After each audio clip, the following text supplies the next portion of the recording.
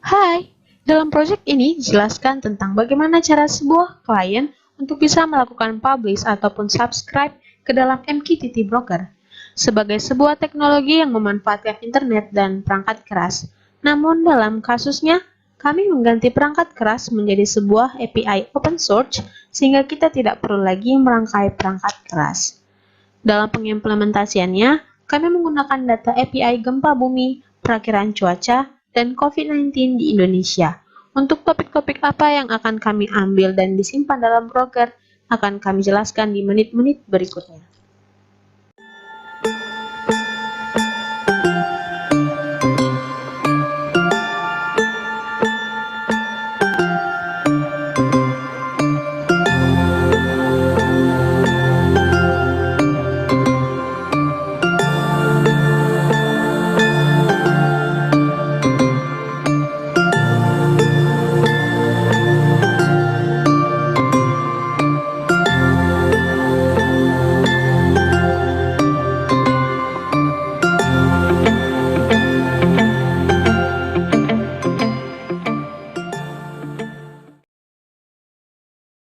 Halo semuanya, topik yang saya bawakan adalah penjelasan server MQTT Broker. Kami membuat server sendiri dengan menggunakan AWS Amazon Cloud Service. Langsung saja masuk ke konsol. Lalu login ke AWS, email kamu,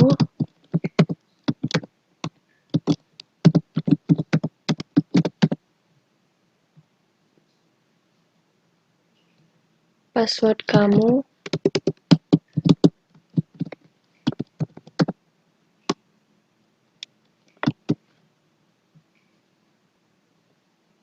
untuk membuat server, kita bisa memilih EC2.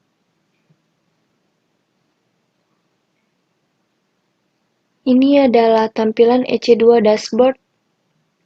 Lalu pada bagian instance,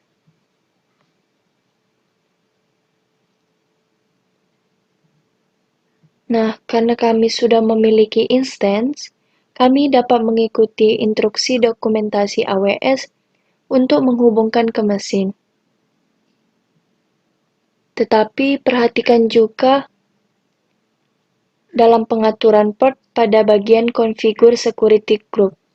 Untuk melihat security group yang sudah kita buat, kita dapat melihat pada bagian view inbound rules.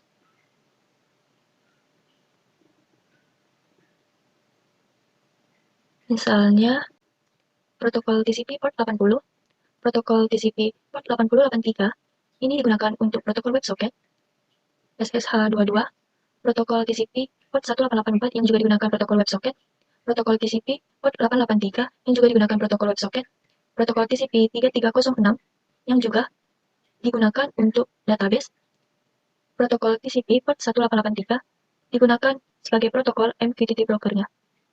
Nah, untuk menghubungkan ke mesin, kita dapat menggunakan CMD. Sebelum itu, kita dapat membuka folder di mana tempat instance keypair yang sudah kita download sebelumnya.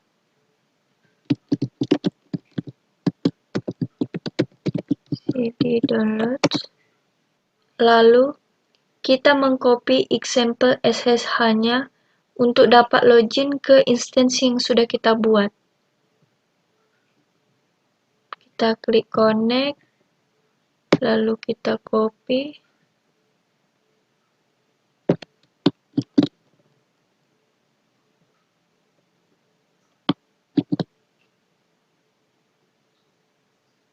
Nah, AWS kita berhasil terhubung.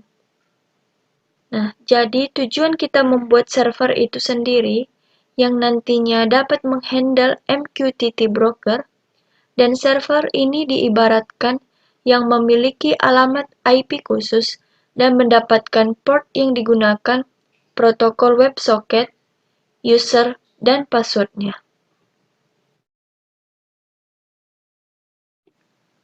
Langkah selanjutnya, cara mengkoneksi server tersebut.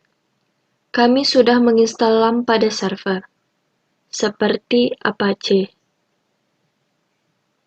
Kita buka browser. Kemudian, untuk melihat Apache tersebut, kita harus menggunakan IP publik pada AWS yang sudah kita buat.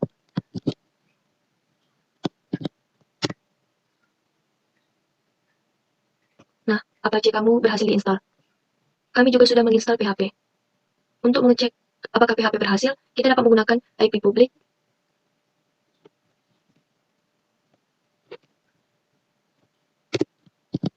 Kemudian, php info.php. PHP kamu berhasil diinstal. Selanjutnya, untuk membuktikan bahwa PHP MyAdmin kamu juga sudah berhasil, dapat menggunakan IP publik, lalu PHP MyAdmin. Nah, berarti PHP MyAdmin berhasil diinstal karena telah muncul pada dashboard PHP MyAdmin yang kamu telah buat melalui username dan password kamu. Setelah kamu berhasil mengkoneksi ke server, selanjutnya kami juga sudah menginstal MQTT Broker pada server. Di dalam penginstalannya terdapat pembuatan username dan password dan port yang digunakan pada MQTT Broker. Untuk membuktikan bahwa MQTT Broker berhasil, dapat kita lihat sebagai berikut. Kita harus masuk ke directory terlebih dahulu.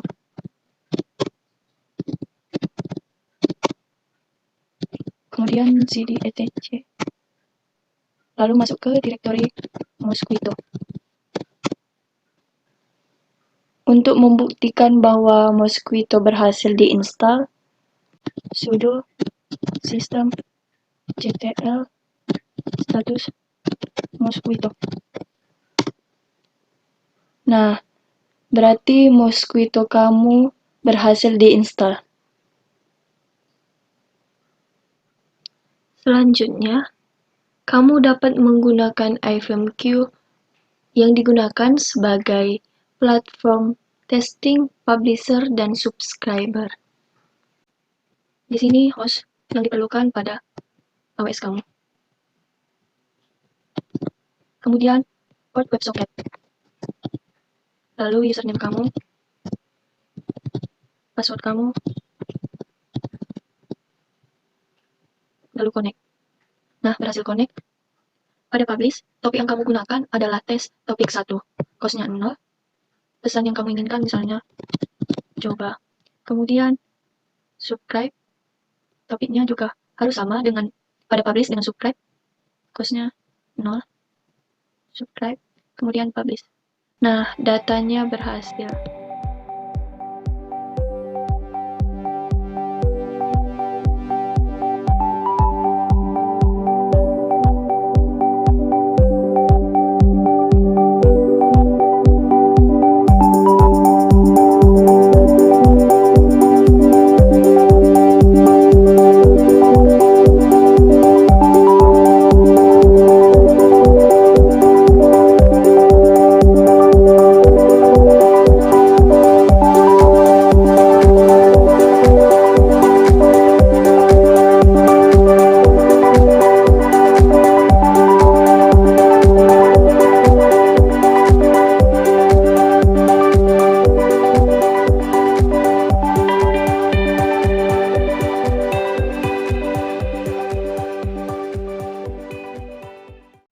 Karena sebelumnya sudah dijelaskan bahwa kita menggunakan API sebagai topik yang akan dipublish oleh klien, maka berikut kami jelaskan bagaimana cara membuat fungsi menggunakan API dalam bahasa Python. Pertama, cari API yang open source. Pastikan Anda sudah mengetahui API apa yang akan Anda cari. Pada kali ini, kami akan mencontohkan cara mencari API perakiraan cuaca terlebih dahulu. Kemudian, pilih data terbuka BMKG. Pada situs ini, format data API yang diberikan berbentuk XML dan JSON. Terdapat dua menu data API, yaitu data perakiraan cuaca dan data gempa bumi. Kemudian, klik pada data perakiraan cuaca. Pada halaman ini, format data yang diberikan berupa XML, dan jumlah data yang terdapat pada situs ini ada 35. 35 data tersebut terbagi atas beberapa provinsi yang ada di Indonesia, dan kami memilih Sumatera Utara sebagai contoh API yang akan diakses. 2. Mari mulai mengcoding. Pada bagian ini kami menggunakan Jupyter Notebook sebagai tools untuk mengcoding. Untuk mempersingkat waktu, sebelumnya saya sudah mengetikkan codingan pengambilan API menjadi sebuah fungsi di Python. Contoh pertama saya terapkan pada API gempa, di mana data yang mau diambil adalah tanggal gempa. Untuk fungsi pada Python, kata kunci yang digunakan adalah def. Kemudian kita import library yang kita butuhkan. Jangan lupa untuk install library terlebih dahulu di CMD. Kemudian pada bagian ini adalah syntax untuk mengakses link API. Penjelasan untuk setiap barisnya telah saya terapkan di layar. Hasil dari baris terakhir adalah konten gempa yang sudah tersusun rapi berkat library Beautiful Soup. Setelah kita mendapat konten, sekarang kita akan mengambil data tanggal gempa dari konten tersebut. Bagian di bawah adalah sintaks untuk mengambil tanggal gempa saja. Lihat nama tag dari tanggal yang terdapat di API, karena kalau tidak sesuai, codingan akan error. Perlu diketahui, MQTT Broker tidak dapat membaca data frame, hanya string. Maka kita tidak dapat membuat fungsi berisi data frame. Maka semua ini adalah fungsi-fungsi Python, di mana perbedaan sintaksnya hanya terdapat pada variabel apa yang diambil dari API tersebut. Contoh kedua diambil dari API COVID-19 di Indonesia. Untuk data COVID sendiri, sebenarnya di Google banyak tersedia API yang memuat data COVID di seluruh dunia, bahkan sampai ke tiap kabupaten di Indonesia. Perbedaannya dengan fungsi di gempa adalah API COVID berbentuk JSON. Maka, kita di sini perlu mengimport library JSON untuk parsing sebuah link API menjadi konten di Python. Perbedaan lainnya yaitu ada pada sintaks pengambilan data yang ingin ditampilkan, yang terletak pada baris kedua terakhir. Untuk penjelasan sintaks sudah saya terangkan di layar.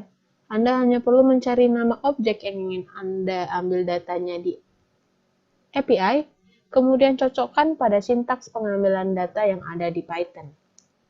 Sama dengan data gempa sebelumnya, pada COVID juga terdiri dari beberapa fungsi yang dimana sintaksnya sama, hanya perbedaan dari objek apa yang ingin diambil dari API tersebut, kemudian cocokkan dengan sintaks pengambilan data yang di Python. Contoh ketiga diambil dari data perakiraan cuaca di Indonesia. Sintaksnya kurang lebih sama dengan yang ada di gempa, karena data API sama-sama berbentuk XML. Namun akan selalu ada perbedaan pada sintaks pengambilan datanya. Di API yang diberikan, akan terdapat banyak data cuaca, yang terdiri dari beberapa kabupaten yang ada di Sumatera Utara, dan kami hanya akan mengambil data cuaca yang di Medan saja.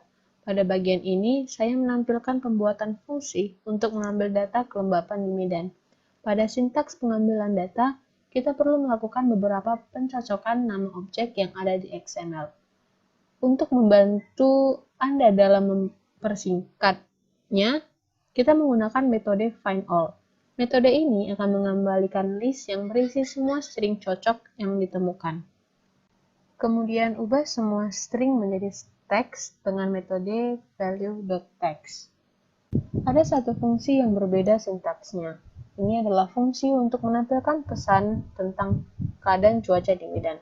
Karena pada XML, data yang diberikan tentang cuaca di Medan hanya berupa angka, dan jika hanya angka yang ditampilkan, maka orang tidak akan paham apa maksud angka tersebut. Maka, kita perlu mengubahnya menjadi sebuah kalimat yang orang bisa paham. Maka di sini akan ditemukan perkondisian if-elif. Dengan elif, kita bisa membuat program yang menyeleksi beberapa kemungkinan kondisi yang bisa terjadi. Perbedaannya dengan else, di mana else hanya akan memberikan satu hasil kondisi saja.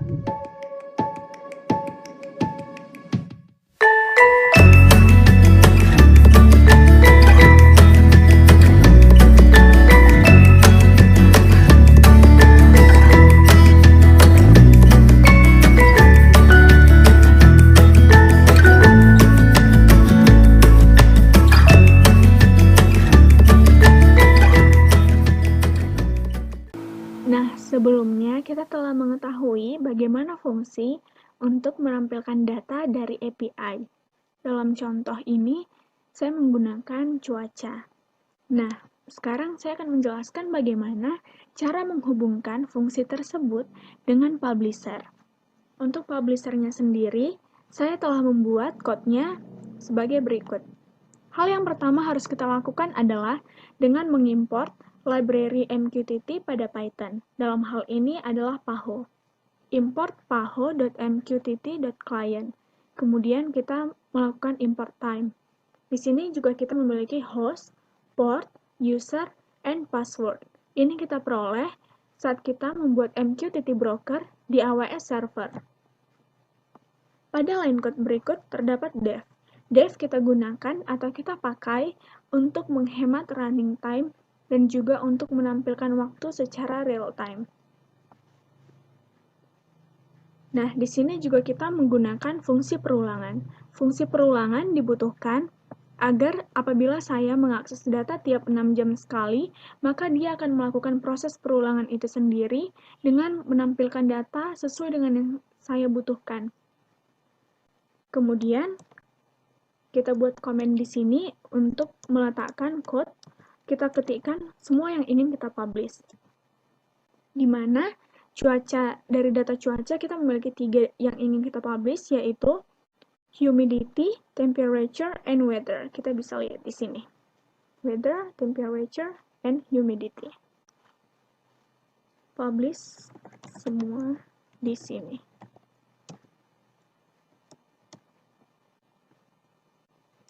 Kita dapat mengetikkan code-nya.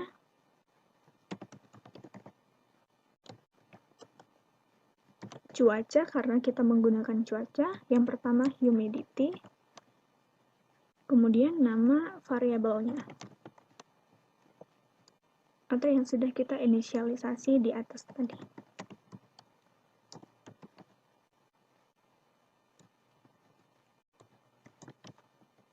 Kita menggunakan quality of service atau QoS sama dengan 0, karena QoS sama dengan 0 ini, broker atau kliennya akan mengirim pesan hanya sekali tanpa konfirmasi. Jadi, apabila orang ingin mengakses, ingin mendapatkan informasi, dia tidak perlu menunggu harus dikonfirmasi dulu, tapi datanya akan langsung keluar. Kemudian kita dapat copy ini untuk publish yang lainnya.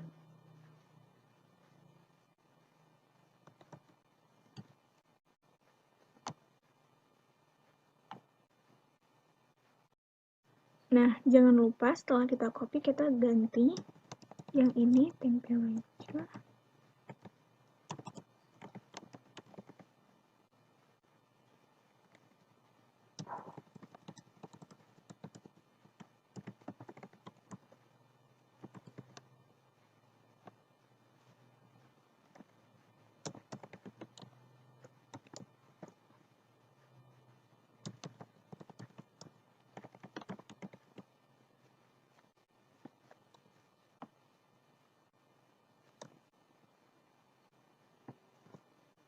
Nah, beginilah cara untuk menghubungkan fungsi dengan publishernya. Apabila ini kita jalankan, maka dia akan mengirimkan data atau menyimpan datanya pertama ke MQTT, kemudian apabila subscriber meminta data tersebut, maka dia akan memperolehnya dari MQTT di mana publish telah menyimpannya. Begitulah penjelasan untuk menghubungkan antara fungsi dengan publisher. Ini jangan lupa juga ketinggalan, kita menggantinya dengan weather.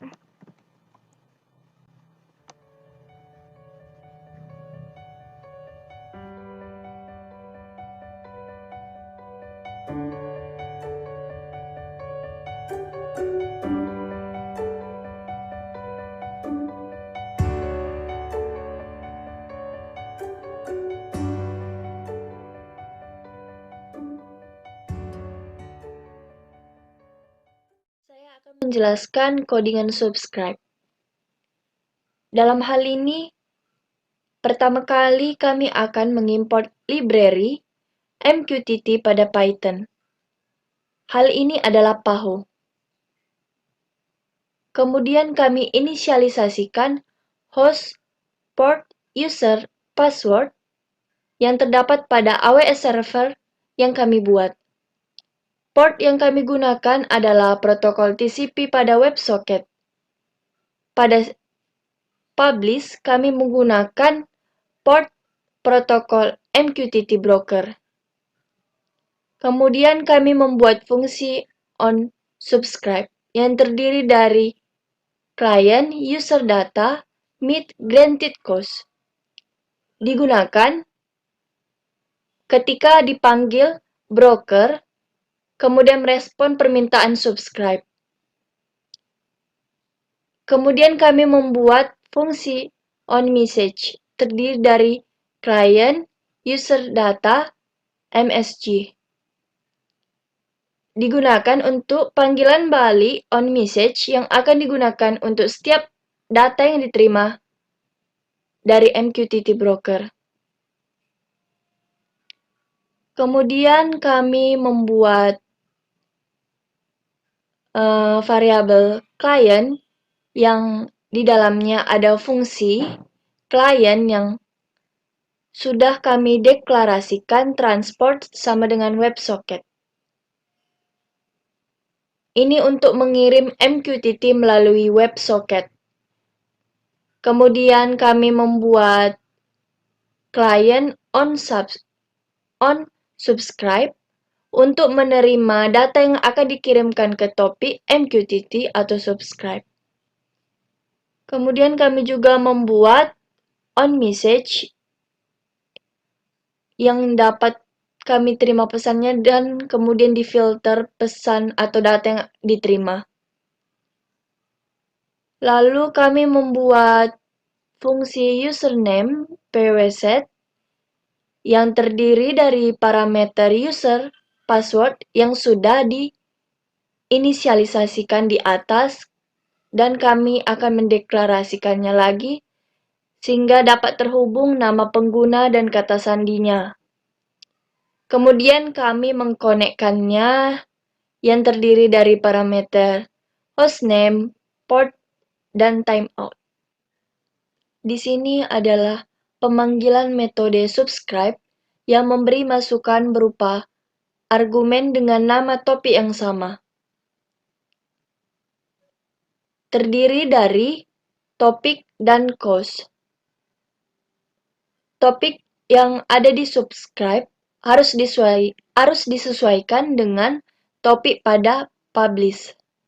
Dan cost-nya juga harus disesuaikan dengan publish. Misalnya, topik pada publish gempa tanggal dan di subscribe juga harus gempa tanggal. Kemudian kita membuat fungsi loop forever yang digunakan untuk menjalankan fungsi yang akan kita panggil dan menghubungkan kembali secara otomatis sesuai kebutuhan. Salam hola. Topik yang saya bawakan adalah cara kerja broker melalui publisher dan subscriber menggunakan server MQTT Broker. Jadi, kaitan sistem kerja MQTT menerapkan publish dan subscribe data. Pada pengimplementasiannya, data API akan terhubung pada sebuah broker dan mempunyai suatu topik tertentu. Terdapat 3 publisher.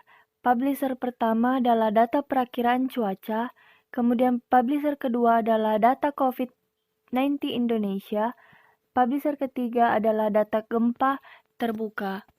Kemudian, ketiga publisher ini mengirimkan datanya berupa topik tertentu ke MQTT Broker. Jika klien menginginkan untuk menerima data, subscriber dapat menerima data dari MQTT Broker, di mana publisher telah menyimpan datanya. Subscriber akan menampilkan hasil akhir dari topik yang sesuai menjadi sistem pendeteksi gempa bumi dan perakiraan cuaca serta data COVID terkini di Indonesia. Sebelumnya, Kita sudah mengetahui apa itu MQTT Broker, MQTT Broker Server, apa itu Publisher, cara membuat fungsi pada data API, cara menampilkan data dari API lalu menghubungkan fungsi tersebut dengan Publisher, dan juga mengetahui apa itu subscriber. Di sini, saya akan menjelaskan cara kerja menghubungkan data API pada MQTT Broker melalui Publisher dan Subscriber pada sistem pendeteksi gempa bumi dan perakiraan cuaca, serta data COVID terkini di Indonesia. Bahasa pemrograman yang kami gunakan untuk menghubungkan fungsi data API pada Publisher dan Subscriber adalah Python. Tools yang kami gunakan adalah Jupyter Notebook. Kami menggunakan 2 CMD. Yang pertama, untuk mengaktifkan tools Jupyter Notebook pada Python, dan yang kedua adalah mengaktifkan Mosquito untuk komunikasi mesin to mesin. Langsung saja saya akan membuka tools Jupyter Notebook. Nah, di sini terdapat 2 file Python yaitu publish dan satu lagi file subscribe. Di bagian publish, kami meletakkan semua fungsi data API. Hal pertama yang harus kami lakukan adalah menjalankan fungsi dari ketiga publisher tersebut. Untuk setiap penjelasan codingan fungsi, sudah kami berikan komen setiap per barisnya. Nah, kami akan menjalankan fungsi publisher pertama, kemudian kita jalankan satu persatu. Kemudian, pada bagian jam, koordinat, lintang, bujur, magnitude, kedalaman, wilayah 1, wilayah 2, wilayah 3, wilayah 4, wilayah 5, dan potensi. Kemudian kita juga akan menjalankan publisher kedua, yaitu COVID. Kemudian kita jalankan Pada hari ke, kemudian positif, PDP, sembuh, meninggal, positif per hari, sembuh per hari, meninggal per hari. Kemudian pada publisher ketiga, yaitu perakiraan cuaca. Kemudian kita jalankan. Kemudian temperatur dan keadaan cuacanya. Perlu diingat kembali, def atau fungsi ini digunakan untuk menghemat running time dan menampilkan waktu secara real time. Jika semua fungsi sudah dijalankan, kita akan menghubungkan fungsi tersebut atau semua fungsi ini ke publisher, di mana untuk mengirimkan datanya ke broker. Jadi, setiap fungsi yang dijalankan, publisher dapat mengirimkan setiap datanya melalui sebuah broker atau MQTT server, termasuk juga topik ke dalam data tersebut. Karena setiap topik yang kita buat berdasarkan fungsi yang sudah kita tetapkan merupakan bagian dari routing information untuk brokernya. Kemudian kita akan menjalankan publish di mana akan mengirimkan data API melalui setiap fungsi yang kita buat ke MQTT Broker.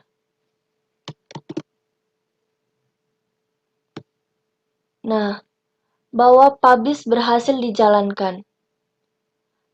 Publish ini disesuaikan dari yang fungsi sudah kita buat, bahwa setiap fungsi kita kirimkan ke MQTT Broker. Kemudian kita jalankan subscribe-nya. Nah, data berhasil diperoleh dari publish. Data ini akan tampil sesuai dengan fungsi yang sudah kita buat sebelumnya, yang ada di publish.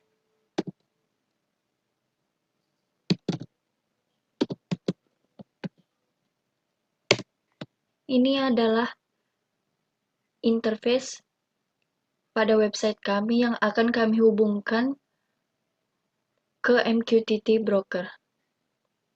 Di website ini kami memberikan informasi mengenai gempa, cuaca, dan informasi seputar COVID.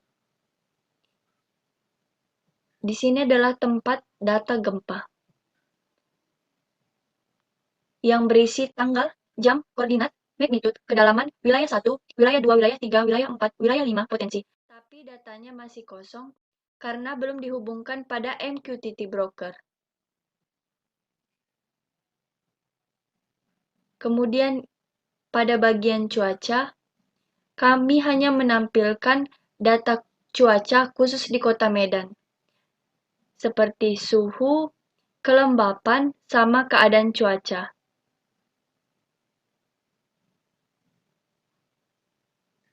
Kemudian pada COVID di Indonesia, kami menampilkan data hari ke, positif, PDP, sembuh, meninggal dunia, positif per hari, sembuh per hari, meninggal per hari. Dan datanya juga masih kosong karena belum dihubungkan pada MQTT Broker.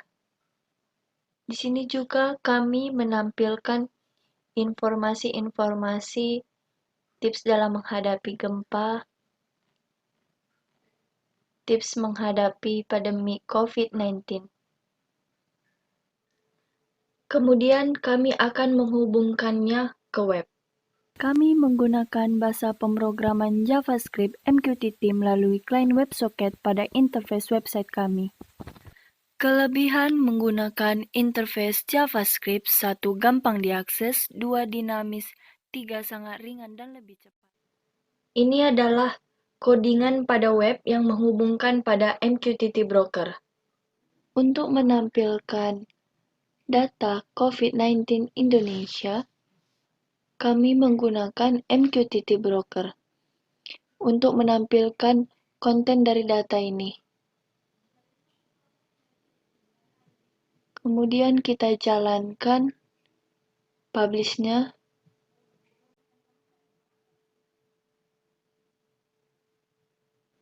Lalu kita jalankan subscribe untuk menerima data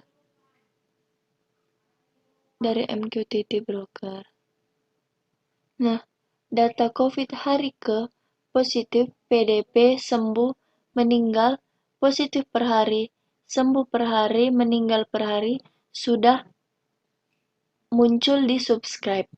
Kemudian kita lihat di tampilan website bahwa data yang ada di subscribe sudah muncul di halaman browser kami pada data COVID-19 Indonesia.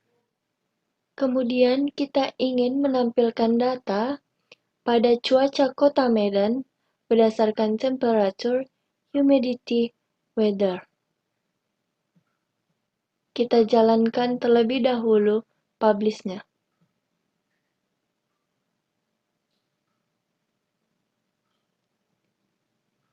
Lalu kita jalankan subscribe-nya untuk menerima datanya.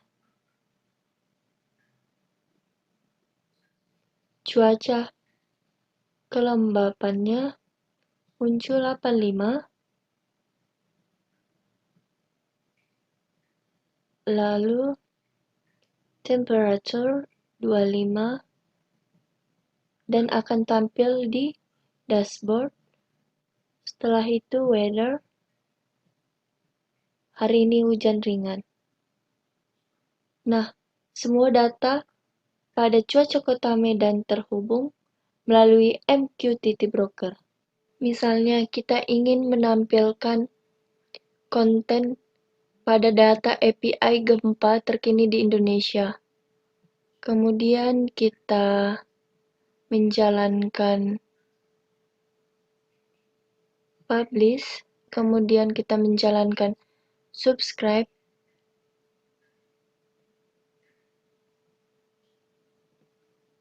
Nah, data berhasil sampai karena telah terhubung pada MQTT Broker. Sekian penjelasan dari kami. Kesimpulan yang dapat kami ambil adalah: pertama, perangkat keras berupa sensor dapat digantikan dengan API, di mana untuk memperoleh data yang real-time atau mengetahui situasi di lingkungan sekitar, Biasanya kita menggunakan sensor, namun kita juga bisa memanfaatkan API sebagai pengganti perangkat keras. 2. Machine-to-machine communication dapat terjadi tanpa campur tangan manusia lagi, di mana dalam hal ini publisher dan subscriber dapat bertukar informasi meskipun pada perangkat yang berbeda. Sekian, terima kasih. Thank you for watching.